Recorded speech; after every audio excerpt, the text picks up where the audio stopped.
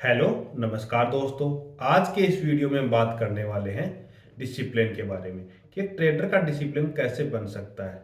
क्योंकि सबसे बड़ी समस्या ट्रेडर के सामने आती है डिसिप्लिन की, क्योंकि डिसिप्लिन नहीं बन पाता। ट्रेड अच्छे लेता है, स्ट्रेटजी अच्छी रहती है, लेकिन कहीं ना कहीं डिसिप्लिन ब्रेक हो जाता है और डिसिप्लिन ब्रेक होने के कारण आया हुआ प्रॉफिट वापस से चला जाता है। ये ब्रेक होने के पीछे का कारण होता है लॉस। कि जैसे ही ट्रेडर को लॉस होता है तो उसकी साइकोलॉजी काम नहीं करती, माइंड सेट काम नहीं करता। और जैसे ही माइंड सेट काम नहीं करेगा, क्या करेगा? वो वापस से ट्रेड बनाएगा, या तो और ट्रेडिंग करेगा या फिर एसएल से अपनी ट्रेड को एग्जिट नहीं करेगा। होता क्या है कि जैसे एक बार ही ऐसा हो गया कि अपन ने 10 पॉइंट का एसएल लगा लिया और वो 10 पॉइंट का एसएल जाने के बाद में वापस आ गया मार्केट वहीं पे और वो प्रॉफिट में ट्रेड चली गई। तो उसको क्या लगता है कि मेरा एसएल ही गलत था।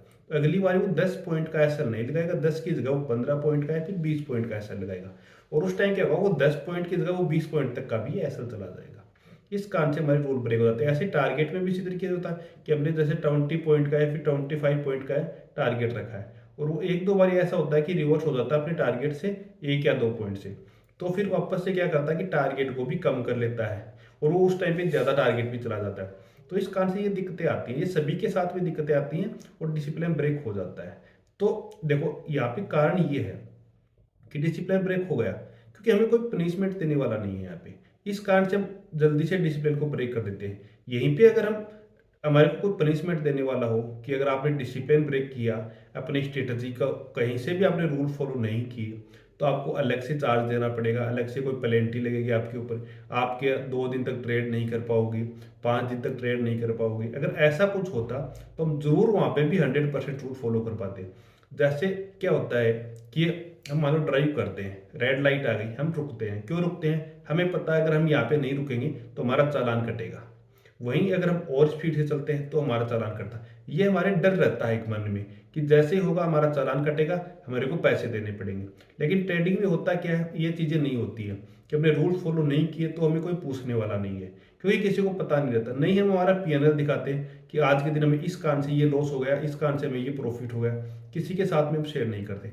वहीं अगर ये होता कि आपको मानो कि लॉस हुआ और अगले दिन ही मॉर्निंग में कोई बंदा आपके पास आए कि आपको 5,000 रुपये का लॉस हुआ इस कारण से और ये पैसे आप दो, अगर ऐसा होता आपकी फैमिली में मेरे को पता चलता, तो आप रूल्स भी फॉलो करते, या तो आप ट्रेडिंग छोड़ देते कि आपको लॉस हो रहा आप ट्रेडिंग छोड़ देते, या फिर आप 100% रूल फॉलो करते तो आप प्रॉफिटेबल भी बनते। तो इन चीज़ों का ध्यान रखना होता है ट्रेडिंग के अंदर कि एक डर होना चाहिए।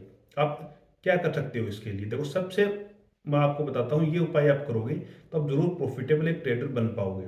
नॉर्मल सा है, आप कर लोगे, मेरे को लगता है कि आराम से कर सकता है हर बंदा ये।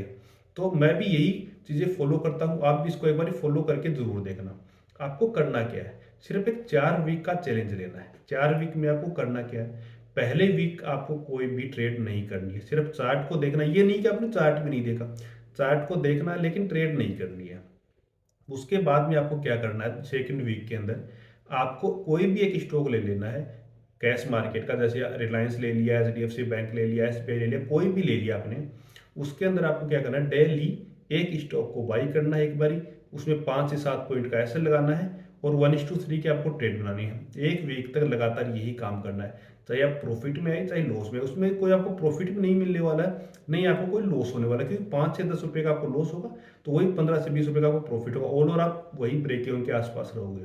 उसके बाद में थर्ड वीक में आपको ये करना है कि वहाँ पे आपको 2 ट्रेड बनानी है, एक ट्रेड की बजाय 2 ट्रेड बनानी है। कि एक वीक तक आपको उसी स्टॉक के अंदर 2 2 ट्रेड बनानी है, वही सेम रिस्क रिवार्ड के साथ में। उसके बाद में फोर्थ वीक में आपको ये करना है, जो आपकी स्ट्रेटजी है उसके रूल्स लिखना है और उसके ऊपर जैसे आप काम करते हो ऑप्शन के अंदर, निफ्टी के अंदर, तो आपको एक लोट के साथ में ट्रेड करना है वहाँ पे। आपने एक वीक तक ही किया, इस तरीके से आपके 4 वीक कंप्लीट हो गए। उसके बाद में आप अपनी स्ट्रेटजी के ऊपर जो भी कैपिटल लगा के ट्रेड करते हो, 4 लोट से 5 लोट से जितने से भी बाइंग करते हो सेलिंग करते हो, वो आप कर सकते हो। फिर आपको ये देखना है कि जब भी आपका रूल ब्रेक हो, आप वापस से जीरो से वही वीक स्टार्ट करोगे और 4 वीक तक उसी रूल्स को फॉलो करोगे।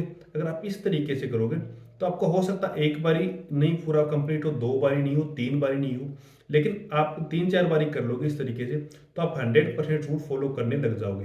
क्योंकि आपको एक डर रहेगा कि जैसे ही मैंने मेरे रूल ब्रेक किए, मेरे को वापस से वही 4 वीक तक ट्रेडिंग को बंद करना पड़ेगा। तो आप एक बार इसको फॉलो करके देखना, 100% अपना देना। ये नहीं कि चलो आदत मैंने रूल फॉलो कर लिए, कल से मैं फॉलो कर लूँगा, आदत ब्रेक हो गया तो कोई बात नहीं है कि आगे से ध्यान रखूंगा। तो ऐसा करोगे, देखो ध्यान रखने वाली बात आ जाएगी ना, तो फिर आप नहीं कर पाओगे। 100% अपना देना इस तरीके से करने के लिए आप हो सकता है 2 या 3 बारी में आप जरूर से अपने रूल्स को फॉलो फिर कर पाओगे। अगर आपको वीडियो पसंद आए तो चैनल को सब्सक्राइब कीजिए। Okay, thank you.